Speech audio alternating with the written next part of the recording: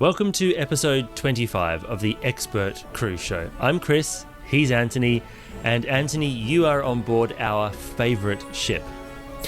I absolutely am, yes. Right now I'm on board Queen Mary 2. I'm in my cabin, a little inside cabin on deck 5, midships, the staircase B. Really good location, by the way. Oh, nice. Tell you about that a little bit later. But I kind of got a little window of 7 days, and this voyage was available. It was pretty much sold out, though, so I got one of the last cabins to sail from Quebec City round to Cornerbrook in Newfoundland, then round to Sydney, Canada, and then finally to Brooklyn, New York. And so it's been amazing, actually, and tonight is the final night, so we've just packed our cases and put them outside the room. It's always so sad. It's so sad, and it goes so fast as well. That's the other thing. You know, these 7-day voyages are just super, super quick, and I've been chatting to a lot of people on board,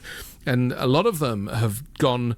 They've done an extended kind of 4-week voyage. So they've gone from Southampton, because a lot of British people on board. So Southampton over to New York. No, sorry, Southampton over to Quebec City. Then the route that we just did. And then they're staying on board to go back to Southampton. Nice. So they I think they get a few days off in New York in the middle. So it's just wonderful to be back on the ship, even though it's only been about 3 months since I was last on it. But my wife says, as I've said before, and we maintain this position, that Queen Mary 2 is a ship for people who don't do cruises. This is not a cruise. This is a vessel, a voyage. The way the ship presents itself, it is so nautical in so many ways. And that's the kind of best part, really, of this. Aside from this vast space, I mentioned that the ship is sold out. You wouldn't know it unless you hit the King's Court buffet at like 12:30, 1 o'clock. Then you notice how busy it is. But the rest of the ship, it's just a ghost ship. It's fantastic. And so, in terms of exclusivity, you kind of don't need to kind of pay for Princess or Queen's Grill. You can be in steerage and still feel like you're getting a very personal, exclusive experience. Yeah, it's interesting actually. I got some good news on the channel actually. The video I put up a few months back about the difference between ocean liners and cruise ships, and basically making the point that Queen Mary 2 is the last one left.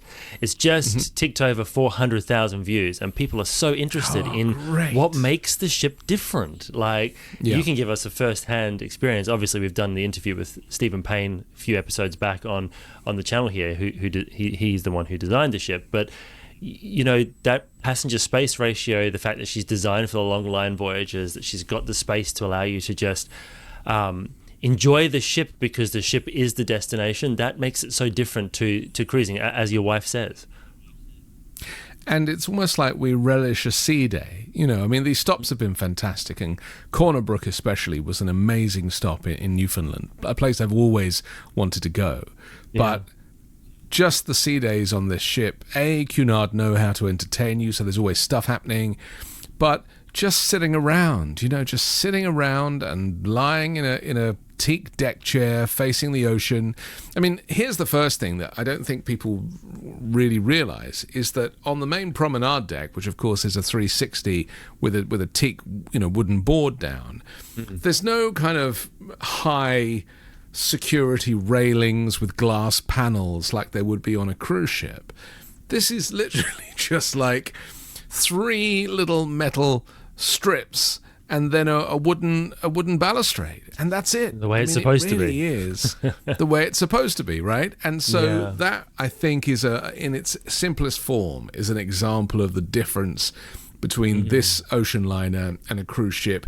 This design is goes back centuries, and it really feels it. And the ship is just magnificent. So we can get into the weeds of it, and we can talk about where we felt a little bit like disappointed in places. Not many places. It's hard to fault, but a lot of that is to do with the vessel itself being, really exceeding one's expectations, but also the crew and the people who represent Cunard, who bring that Cunard experience, which is so British, and I do love that part of it. Yeah, I mean, the Queen Mary 2 was built at a time when Carnival had recently acquired Cunard and was really putting a huge effort into constructing the next generation of ocean liner. So she's like $1 billion ship, be more than that to buy. I mean, I think Stephen Payne said $2 billion to build one today. So the quality of the construction, plus the fact that she was built at Le Chantier de l'Atlantique, which is renowned for building very high quality passenger vessels anyway, makes the ship itself stand out. You've been sending me updates, just video after video of just walking the ship, spending time on board the ship, views from on board the ship, sending me pictures from different areas saying, where am I now, and seeing if I can guess it. But I think the biggest thing we get on the channel, and the biggest amount of feedback that we get from any Cunard video, is in relation to the changes that Cunard are making to the service that's coming to the ships from shoreside decisions. So you've obviously got the ship that's over 20 years old. You've got the crew who've been on board for a long time, and then you've got the enhancement of the product, or the changes to the product, which are being adapted. How have you found all of that on board QM2? I've actually started looking back at photos of food that I took like 20 years ago, because I photograph every meal that is served to me, not for Instagram, just for my own my own archive. Yeah. And I was looking at the difference, even just I was on this ship in 2009. So I was looking at the food from 2009 versus now. To where are we now? 2025, I presume. So when you get older, you kind of forget what year you're in, how old you are. But and the food quality in Britannia has definitely deteriorated. It's not bad. The food is absolutely fine, and we've had some really good meals. But just the attention to detail and the effort that goes into each dish has definitely changed over time. And that is just a budgetary issue. They have less money to spend per passenger, per meal. And so the chefs have to kind of come up with something. So really, I found that the food that is best in the Britannia restaurant, which is pretty much on offer most nights, is like a roast of some sort, like a roast beef or tonight was a roast turkey and sage. It was like Christmas dinner with cranberry sauce, and it was delicious. But they've definitely changed things over time, and that's understandable.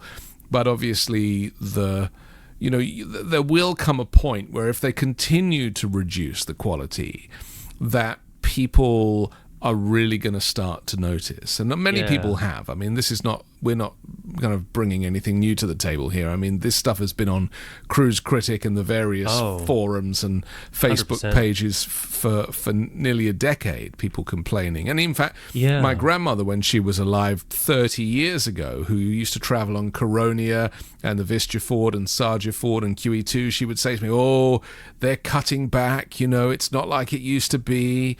And so, this is a theme that has been going on since forever, and so that is just a reality. But I am interested at what point we hit the floor, where you're like, okay, you're literally just serving jelly and ice cream now. Like, that's just not going to cut it, But we've made some. Go on. I was just going to say, like you, we obviously documented the Cunard ships since pre-Queen Mary 2, but even from Queen Mary 2, like I recall dining in 2009, actually, the same year as you were talking about. We went on board and did a long world cruise segment. Actually, it was my first time lecturing on the ship, and it was Britannia dining. And it wasn't even just the food quality, but it was also the style of service. So, for example, if you ordered the fish, they would then bring the lemon and the waiter would stab the lemon and then use a fork and a spoon to squeeze it onto your fish for you, and that doesn't happen anymore. And then there was obviously... Well, let me stop you there, because... Does it happen again? It happened tonight for the first time. They've brought it back. Thank goodness. No, I don't know that they brought it back, but my wife she ordered the haddock, and my wife cooks, and so she understands what is necessary. And she said it needs some acidity, so she asked the waiter for a lemon. She was expecting to be thrown like a little ashtray with a slice of lemon in it. He came over, he got the fork and the spoon, he stabbed it, he did the squeeze, he filled the spoon with the lemon juice, and then he poured it all over the fish, and it was perfect. And I said to my wife, where was that service all week? Right? Yeah. That's the way it used to be every night, though, Anthony. Every night. Right. Yeah. And I think that's the thing that warrants all the comments on Cruise Critic and on the forums and on Facebook. And, I'm obviously, you and I both absolutely adore Cunard. We get accused on our Cunard episodes of being too soft on the brand because it has so many positive aspects that we just adore. But to that point you were making before, if these little delighters continue to be removed, what is the difference between this and P&O or this and Celebrity? You have to make sure that those elements that make this brand stand out stay there to a level that makes people want to keep coming back time and time again. Because the ship itself is gorgeous, but there are other ships out there that are luring people in with, food and service qualities that need to be matched. And I was thinking, maybe there is a desire to purposely reduce the quality of Britannia class to encourage people to pay a little more for Britannia Club or Princess Grill or even Queen's Grill, because that's where the profit is. The profit is doesn't come from people like us, where we paid I think $900 per person for this cruise, but the profit really comes from people who are paying a little more or a whole lot more. And so I think that there does come a point where maybe there is this thing of, well, if they're in steerage, they're going to get steerage, and that is a shame, because the whole point of the Britannia dining room is that you dine in this beautiful room, even though you're in the cheapest cabins, and that you get the same experience as everybody else. And we were looking a lot at Britannia Club, which of course was an add-on. It didn't exist in 2004 when the ship launched. And actually the Britannia Club, which is supposed to be an elevated experience with white gloved service, as I read in the website, there were no gloves to be seen. There was a little bit of flambeing going on tableside, and they have the same menu as the Britannia dining room, but they offer an additional menu, which we looked at, and it was fine, but it didn't actually look that much more elevated for the additional cost, because you are looking about an extra third or a half again to be in Britannia Club, but you're also stuck down the back in a low ceiling section of the Britannia dining room. And it doesn't seem to be any more luxurious. You get a velvet chair, like a blue velvet cushioned chair and blue velvet curtains, as opposed to the standard kind of bronze curtains and the regular chairs in the Britannia. But that's about it. Yeah, it's a bit of it's like an annex that was, I think, if I recall correctly, was part of Britannia when the ship first entered. Yes, it was. I dined in that area. So you would walk down, sailed on her. Yeah, you'd come into the main dining room, you'd go past the huge tapestry, and you'd go in that way back when it was first created. Yeah. But I've never travelled Britannia Club, so I would love to know in the comments from people who have why they do, because I get Queen's Grill, I get Princess Grill, and I get Britannia, but the Britannia Club as a dining experience, I think the Queen Anne's is the best of all of them. In terms of, because it's bespoke. because it's created for that area. Queen Elizabeth's also was. However, it's using a space that on Queen Victoria used to be the chart room. And I think, personally, that ship was better with the chart room than it is when it had the chart room and the Corinthia Lounge than it is now, where it has less bars for passengers to enjoy. And the Queen Mary 2's one is the one that perplexes me the most, because it is literally just an annex of the main dining room. Now, perhaps the service is good enough that it justifies it. Perhaps the food quality is that much better. Please let us know, because I've had so many mixed pieces of feedback from people who are absolute advocates of it, all the way through to they would never do that again. They'd go to Princess Grill instead. And I get doing that. I understand going to the Princess and Queen's Grill, because you're getting a much more intimate experience. That being said, on Queen Mary 2, I still think that the dining room experience when it's full in Britannia exceeds Princess and Queen's because of the scale of that room. But the food in those dining rooms is obviously a lot better. And the service is very, very personalised. We are seated at a table for two, number 487. And that table is right next to the Britannia Club, divided only by a waiter's station. And so it's like we couldn't get any closer to it if we tried. So it's, I don't know, I remember the cabins are the same in Britannia Club, exactly the same cabins. There's nothing different inside. Well, they're all balcony though, I think they give you they're all balcony, but they give you a bottle of water, which you can buy yourself for $7. So that's not worth a third again. For water. Good Yep. Lord. Yeah, I mean, I think that's a life hack generally. I have never bought water unless it's an emergency to take some pills or something. I would always drink admittedly filtered tap water at home. But yeah, I'm just not one of these people that buys mineral water. It's not actually that good for you, really, is it?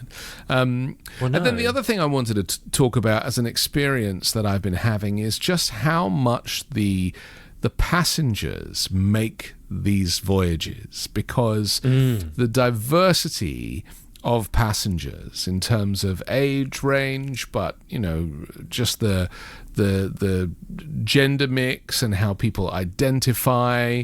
There's a very large gay community on board, where they get their their LGBTQ plus meetings, which they used to call Friends of Dorothy on board Cunard, which became went a little out of favor. But I was thinking, I always meet so many gay couples on board, and I was looking at the Cunard paraphernalia, the website and the brochures, and there is zero representation of the actual types of people you get on board. Cunard tend to use models who are very, young and good looking and are charging their glasses. And I really think that the thing that I love about it is people watching and seeing this incredible, diverse, interesting range of people and their relationships. And I don't think that's something that Cunard should shy away from. I understand that putting models in commercials is aspirational, but to me, it doesn't really truly represent the product that you get. No, a couple of years ago, they launched an ad campaign that had it basically featured a bellboy who was going above and beyond for the passengers, and anyone who knew Cunard, I'm not the only one, but so many people that I know in the travel industry, particularly in Australia, were so irritated by this ad because it was so stupid. This bellboy was following this couple around, stalkerish, right? And there's one scene where they walk into their cabin and he walks out of their closet and hands them clothes to wear. It's so creepy and so unreal and so anyone who's been on Cunard, and this is where I was, because anytime Cunard does anything, I get 50,000 text messages, and messages on the channel, on Substack. I get emails. Friends of mine who are in the travel industry, travel agents and that, will text me stuff, and it's the amount of comments I got about this ad. So you're right. I think, here we go. Let's put our hands up. We should be on the ads, Anthony. The real advocates of Cunard. Well, there's enough people who really make these voyages very special, that are very stylish, right? Super chic. We've seen some really chic people. We like to make the effort, but so do lots of people. And, we talk to people when we see people who are stylish and have really gone out of their way with attention to detail. And there was this wonderful couple that we met, and she had these beautiful feathers in her hair and these just incredible details in her clothes and accessories. And we just said, you just look incredible. And she was so grateful for it. And she was, she was probably in her late 60s, maybe older, I don't know, but she would be a perfect person to feature in Cunard advertising. And I just wish that it would be more authentic, because to me it's a huge selling point. And this idea of these kind of younger people in the ads, just who've obviously never been on a cruise in their lives, pretending to kind of have a good time on board. Actually, it's funny because in 2019, when I was on board QM2, I was traveling across the 100th anniversary of Cunard, doing voyages to New York from Southampton, and my brother-in-law Alex joined me on that trip. And we made friends with some other people around about our age. And one of them, who I'd known for years online, massive fan of ocean liners, a woman named Alexandra, she every night was like exactly like that. But, I'm talking about somebody who's in their, much younger than the typical Cunard demographic, probably in their late 20s maybe. But fully dressed up, very stylish, her group of friends, every night something different. And we actually hung out at the front of the ship in the Commodore Club watching the waves crashing over the bow during our Force 12 encounter. But, that's a true example of people who are in that younger age group who literally get the Cunard experience. And then I'm also very good friends with Henry and Perry, who many people who go on board the Cunard ships on the Atlantic crossings will know, because they're on board all the time. And they have about 5 costume changes a day, because each occasion is something special, and they make such a huge effort. They always look absolutely fabulous at dinner time, get so many comments from people. And again, like their Cunard story connected with the Queen Mary, and then also on Queen Mary 2, that would be a perfect, like, true to life example of people who get the Cunard experience. Just as you and your wife do, and myself and Rochelle do, we really understand like what the brand means to people. Well, the brand is the lemon being squeezed between a fork and a spoon. That's what it is. I mean, that defines right. That kind of defines the standard that needs to be maintained. It's that attention 100%. To detail, whether it's in service or in costume or in people.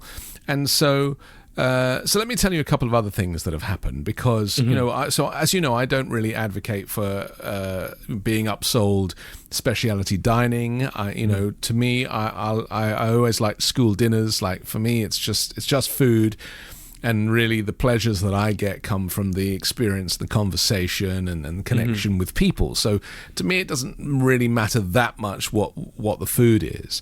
But we went to the Veranda Grill because my wife had never been before. I hadn't actually been on Queen Mary 2 since it was the Todd English restaurant. Yeah, me too. That's the last time I was there. 2004, right? So, We went along, and we paid I think they were offering a deal on the first and second night of 10% off and a free bottle of wine. So we were like, right, we're going, and we did, and it was wrong from the moment we arrived to the moment we left. Actually, the moment we arrived was quite nice, because the maitre d' was fantastic and the service was great. I mean, absolutely impeccable service.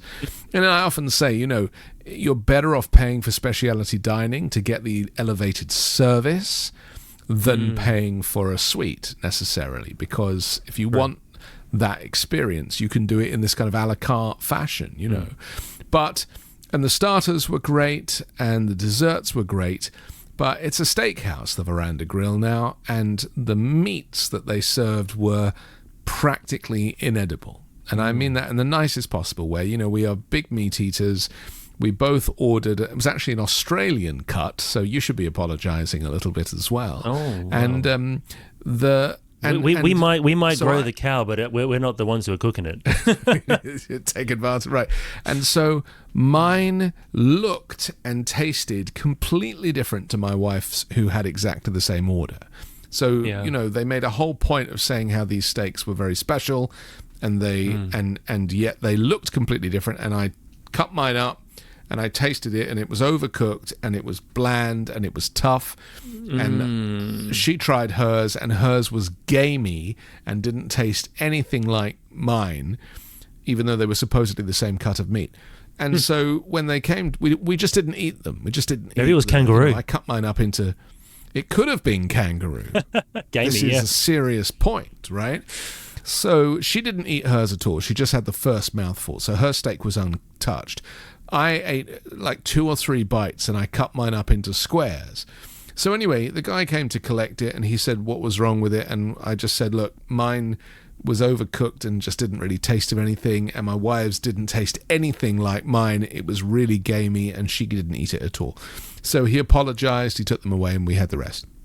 But there was no offer to refund the dish, or do you want anything else? Just, I do think that, it's that they almost, because they're so nice, you don't really want to complain, and it's not their fault. And so invariably what I tend to do is I'll just go down to the purser's office the next morning, and make the complaint there. Unfortunately, the purser's office, when I went the next morning, said, well, did you talk to the maitre d'? And I was like, well, no, the maitre d' wasn't around by the time we'd finished our steaks. We didn't see him again, but we told our server. And so he made a note of it, and he said, okay, the maitre d' will contact you.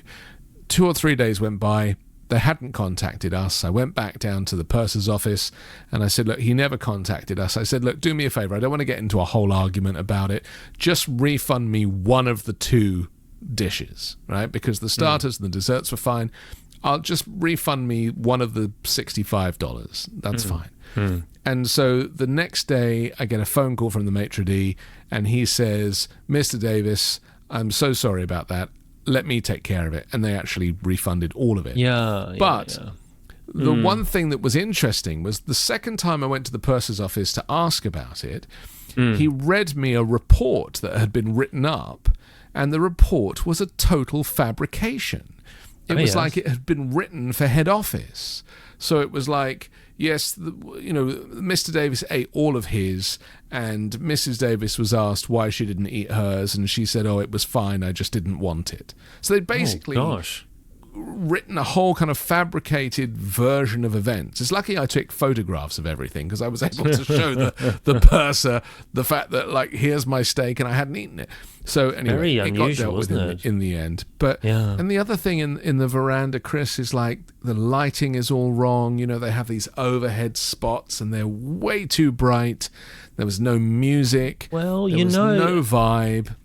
A lot of the bulbs now on the ships are being replaced with LEDs, and these ships weren't designed with, like, the veranda was designed as Todd English has been refurbished, but it was not designed with LEDs in mind. It was designed with, I think it was halogens that have that, like, glowing light.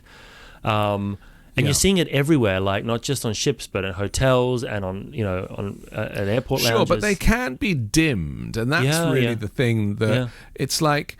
Years ago, a lot of the hotels, certainly in London, they were either managed by real kind of old school Brits who had quite good taste, or the French would come in. They'd invite a Frenchman to come and run the front of house at the hotel, and the Frenchman would spot everything. He'd see every speck of dust or a flower that's facing the wrong way, and mood was something that the Frenchman would have a huge amount to do with. So he'd be like, okay, he'd get the lighting conditions just right. And he'd walk around the whole hotel, and he'd do from the moment the guest arrives to the moment that they leave, he would ensure that the balance of lighting and vibe and mood and music was just perfect.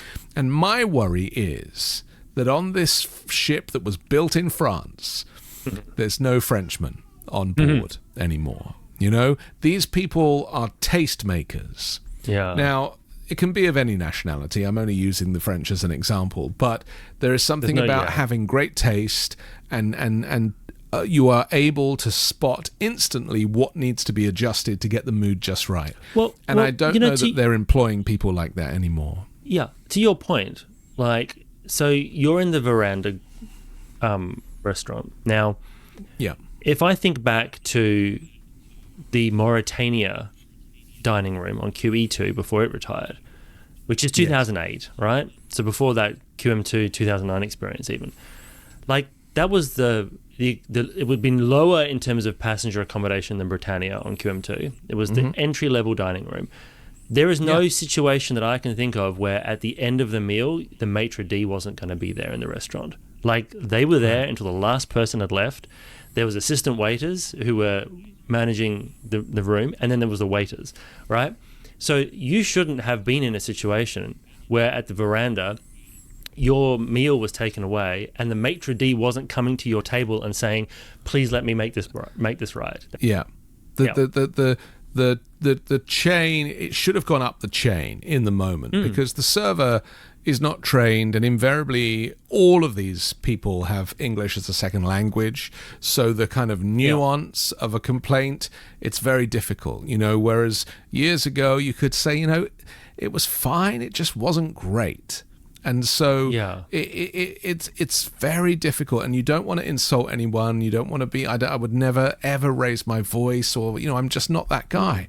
I would make a quiet complaint to the purser's office the next day. That's how I deal with it, because I don't want to embarrass them.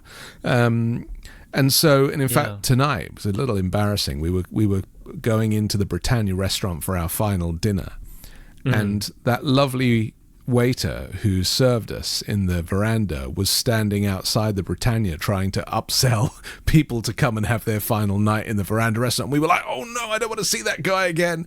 It's too embarrassing, So we ended up like going up the stairs and entering the Britannia on the upper level and then slipping down the side. But we shouldn't have to do any of that stuff, if all of this was in place.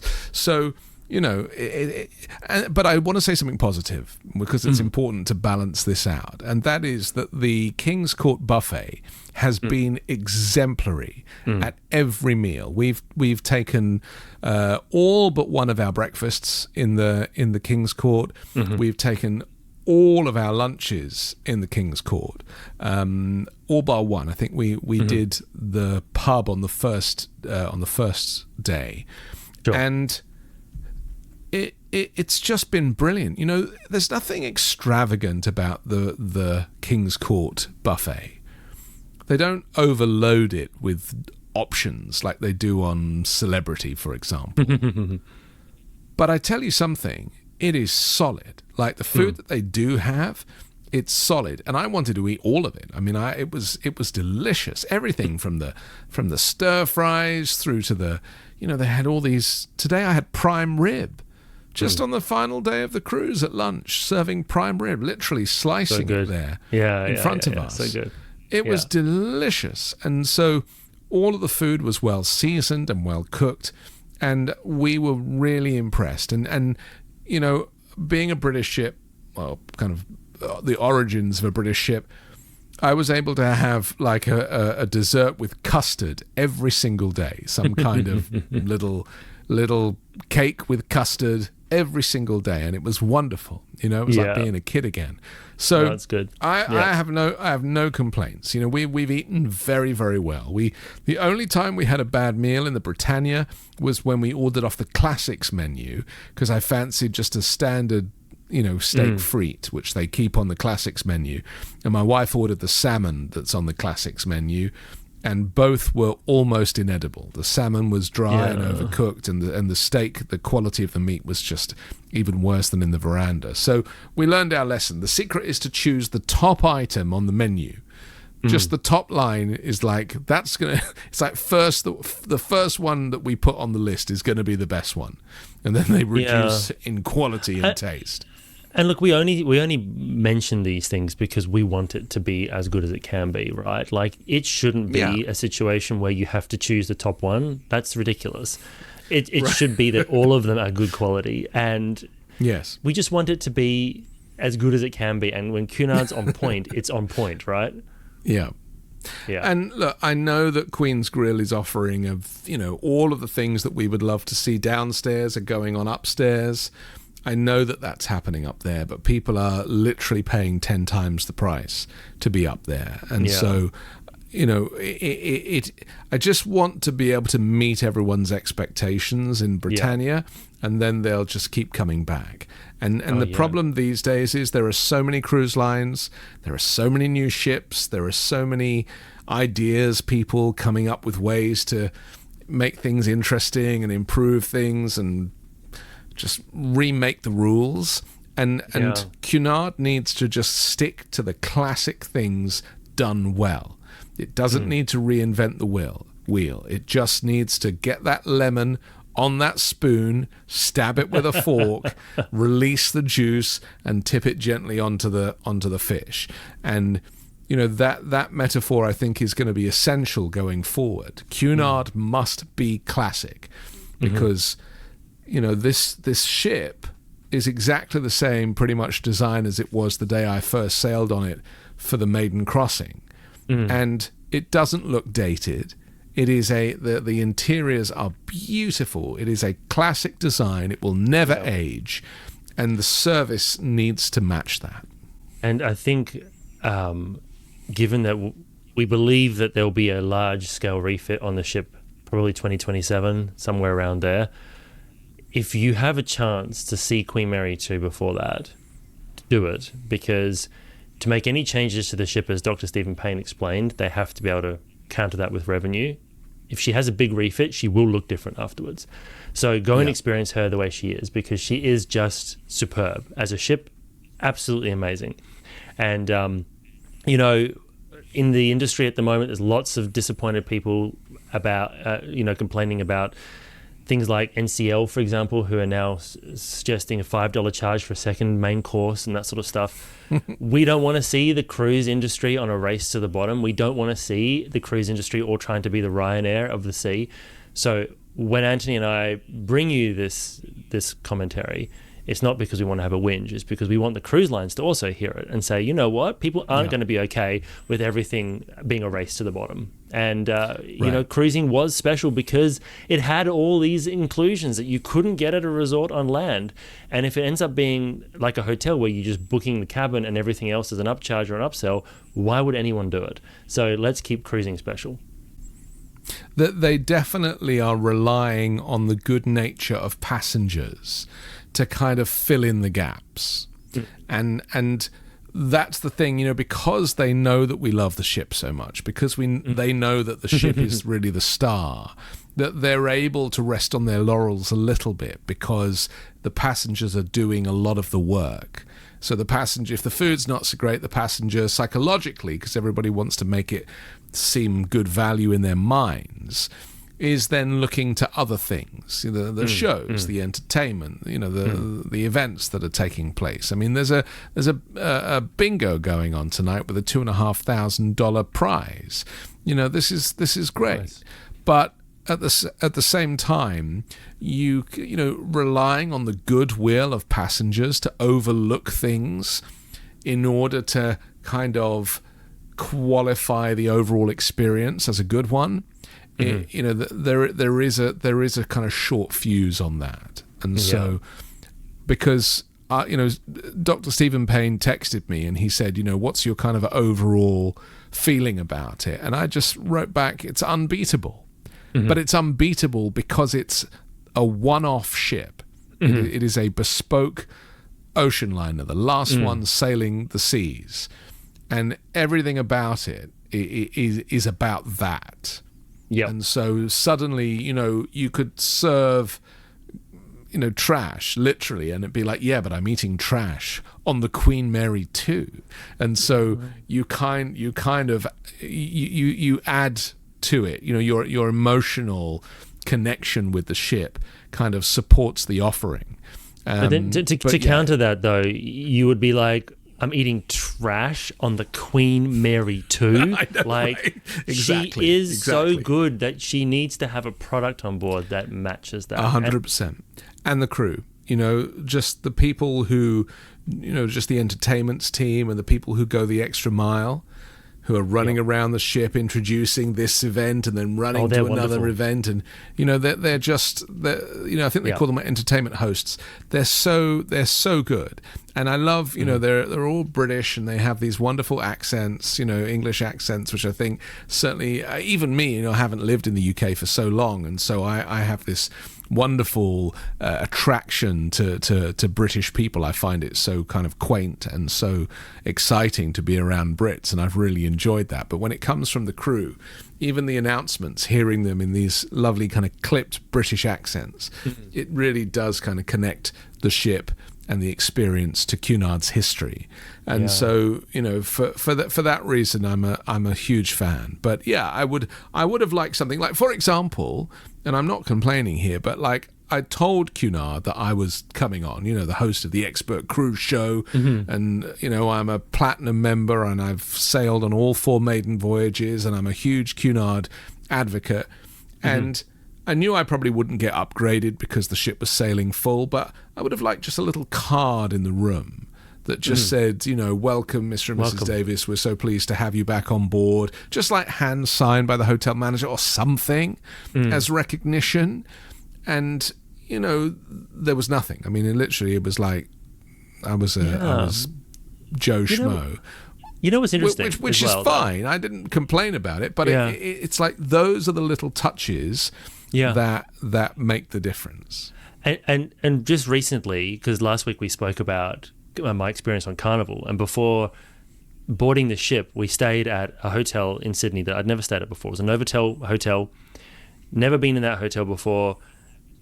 Booked it because it was the good location and the cheapest one available. Like, had really no loyalty to that hotel at all. And I had a phone call. I was on the plane still, so it was a voicemail when I landed. And it was the manager of the hotel to say, "We're so excited about you coming along to visit us for the first time. Just wanted to reach out and say welcome to the hotel. I won't be there when you check in tonight, but thank you so much." Now, I have no reason to believe. Why would he do that? Like, I'm not the Expert Hotel Show. But it was just this touch where I thought, oh my gosh, that's lovely. And then the room was nice. The hotel was great. It's a good location. I would go again. But it's like that little extra touch. And I'm imagining they're doing that to everybody because, again, I have no affiliation with this hotel at all. It's just so lovely. And it's those things, those delighters. I had a background in doing brand work. I know you do it as well, like working with brands on how to make themselves stand out. And it's what they call the delighters, the things that you don't have to do, but you do that makes people think, I have to come back to this brand. And those are the things, the human touches that make that experience special and made Cunard special for 185 years. 100%. And so, look, I'm very interested to see what happens with this ship and what the refurb looks like if it happens. I was walking around the Maritime Quest today, where I called you from, and these are vast corridors of memorabilia and of kind of posters and all this kind of educational stuff all over the walls about the history of Cunard and its passengers.